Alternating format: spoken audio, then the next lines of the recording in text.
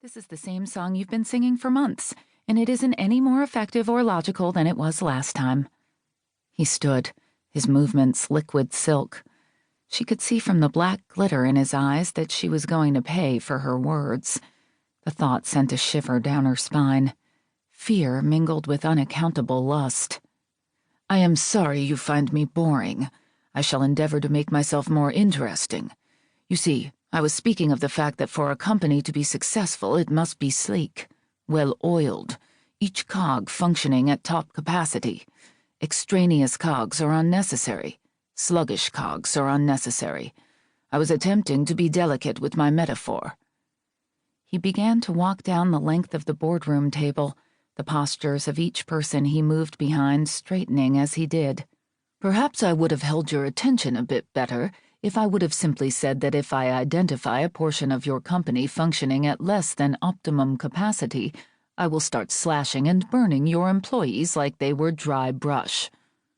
Her entire face felt like it was on fire, her heart pounding harder now. She clenched her shaking hands into fists. "Everyone in this company. I'm sure your speech is about to be inspiring and truly emotional, but since this is not a feel-good underdog sports movie, you should perhaps save your breath, Ms. St. James. You can say what you will, but I have seen the numbers. Conviction doesn't equal profits. I will be reviewing everything closely and making cuts at my discretion. With that, I think the meeting is adjourned. Ms. St. James has a very low tolerance for my droning, I hear. If it is the same for the rest of you, you should be pleased to be sent on your way." The collective surge of bodies making their way out of the room reminded Elle of a herd of wildebeests fleeing a lion. A big, bored lion who wanted nothing more than to scare them by flashing his teeth. He wasn't going to give chase. Not now. No. Now his focus had turned to her. "You are in rare form today, Elle." "I am in exactly the appropriate form, Apollo," she said, reverting to the use of his first name. They were family, after all. Not that she'd ever seen him as a brother. A sexual fantasy she didn't want. Her biggest competitor. Her darkest enemy.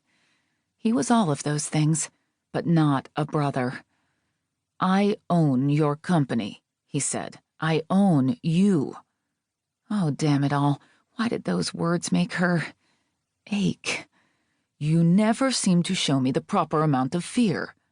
"Real leaders don't rule with an iron fist," she hissed. "They understand that intimidation isn't the way to gain respect." She shouldn't be talking back to him, but she could never control her tongue around him. They'd known each other for too long, had spent too many years in the same household. And she had spent too many years tearing strips off him when she'd felt like she had the upper hand, when she was the blood daughter of her father, the one who held a rightful place in their upstate mansion. Things changed. Oh, how things changed.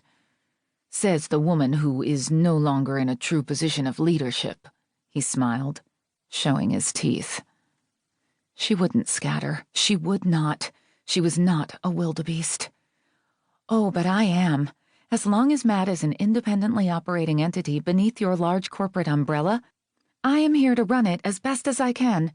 I am here to stand in the gap for my employees and give you the information black and white printouts can't." "You're being ridiculous. Everything is electronic now. I'm not wasting resources on printouts." He turned and started to walk out of the office. "You know what I mean. A flat two-dimensional report reducing everything to statistics and cold numbers is hardly the be-all and end-all." "That's where you're wrong," he said, taking long strides down the hall. Elle had to take 2 steps to his 1, her high heels clicking loudly on the marble floor as she hurried after him. "I am not wrong. It doesn't offer the whole picture. You can't possibly know how the company is really functioning, how each worker impacts the creative process. Matt isn't just a magazine. It's a line of cosmetics, a fashion brand. We have books and—" "Yes," he said, stepping into an elevator. "Thank you. I am very familiar with how my assets function." "Then you should be aware of the fact that I have strategies in place that require all of the manpower I possess. Initiatives that take time to launch, but will catapult this brand into worldwide recognition."